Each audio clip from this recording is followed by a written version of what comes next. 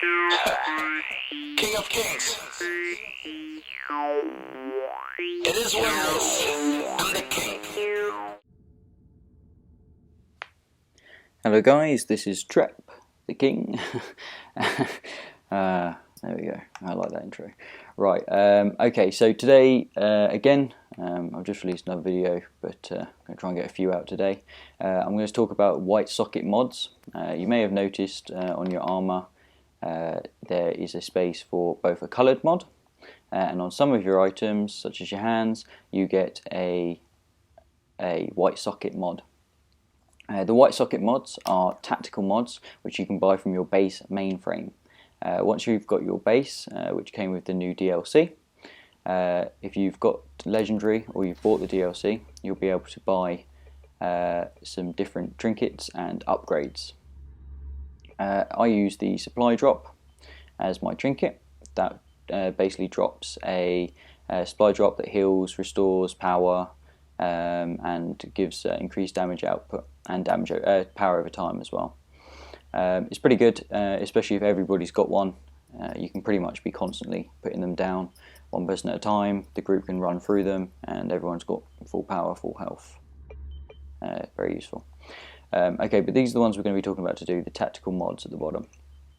The first two sections always stay open once you've bought them. The next two are the Boost 1 and Boost 2. These last for 30 days. As you see, I've got 20 days left on my two. They cost the same as the other powers. So the first one will cost 625 marks Triumph, and the Boost 2 will cost 3,125 marks Triumph. If you're early in the game, this might be quite a lot for you, but for players a bit more further in, marks Triumph are easy to get now. Okay, so the difference between the three is the level of the mods that you can get, but also what mods you can get. This one gives you mods for your weapon and for your neck socket. This one gives you extra mods for your back and your feet, and this one does for the chest and the hands. So it's worth getting all of the mods you can. Okay, so once you've unlocked that to whichever level you want, Boost 2 obviously is preferable, you can come through to your dispenser. This is where you've come in from your base, it'll be directly in front of you. Okay, so your mods will come up in here. You can pick them up, they don't cost anything. Once you've unlocked it, you can just pick them up and put them on your weapons as you need to, exchange them as you need to.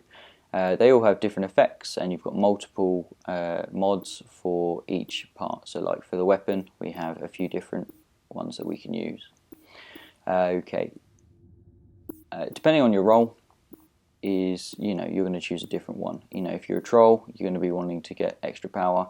If you're a healer, you're going to be wanting to get extra heals.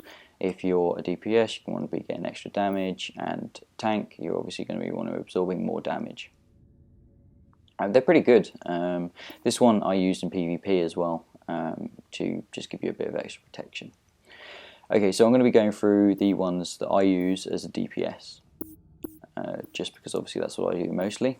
But read through, you might find that the mods work differently for you and for the way you play, and you might find that you're up close DPS and the shield would be more effective for you than using the blast adaptive to keep you alive longer.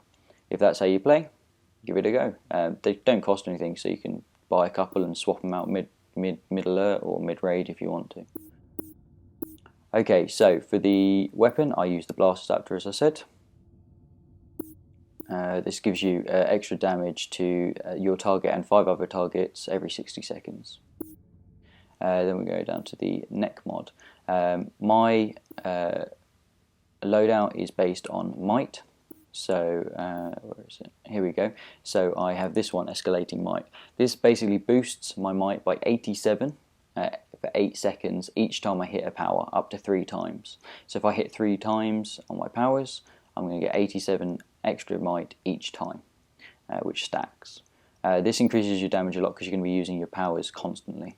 Especially in the loadout that I've just released, where you're clipping powers very, very quickly. You're going to have pretty much constant boost. Okay, on the back, I use this one, Berserker mod. The Berserker mod gives you an additional 30% damage when your health drops below 35. Obviously you want to be keeping ahead of that, but when you drop, it just boosts your damage a lot.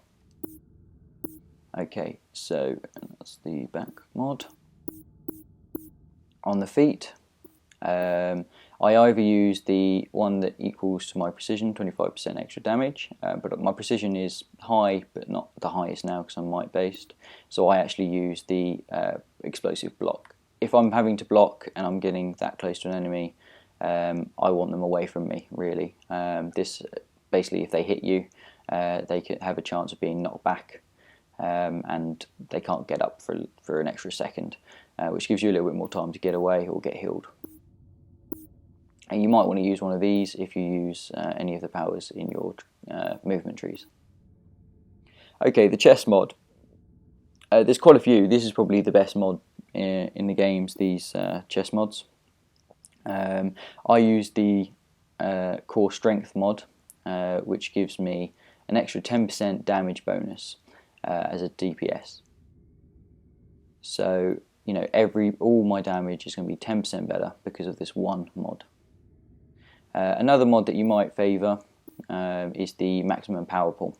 If you've got a good tank, this isn't really going to be useful to you, but if you're running an alert or a solo or a duo, you may need the extra power, you know, more than the extra damage. That keeps you going. Okay, where we go, the hands, here we go. Okay, this one isn't so great for me, for this particular loader that I've just released that I'm using. This one, if you have a shield, you should be getting this one. This will give you health when you pop your gemstone shield, your energy shield, light barrier, anything like that.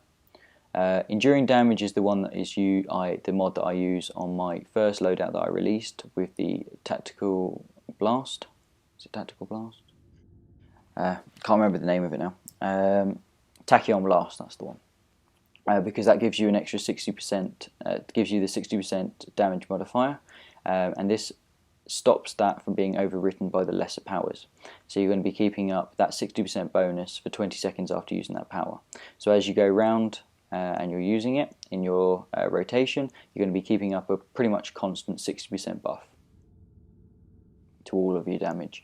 So if you're using the first loadout I released with Tachyon Blast, you definitely need this mod. This is, you know, game changing for that loadout. In power channeling, if you're using the one of the finishing moves, this prevents you from being interrupted while you're doing it. I use this for my PvP.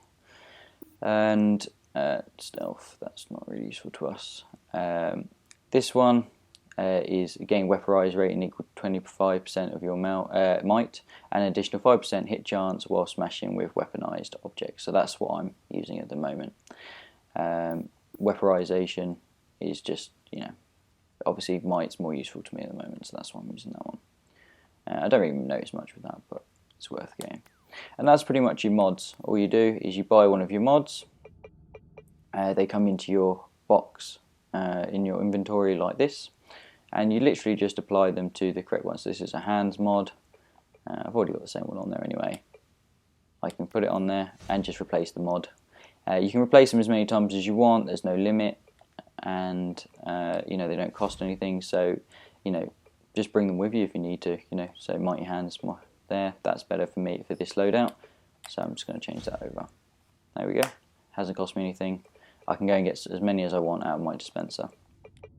And like I said, they last for 30 days. If it expires or your batteries expire, then the mods will stay on your weapons, but they will no longer be effective. And that's pretty much it for this video. Hopefully that's been helpful. I know I warble on a little bit sometimes, but hopefully I've made sense and that's been helpful. So yeah.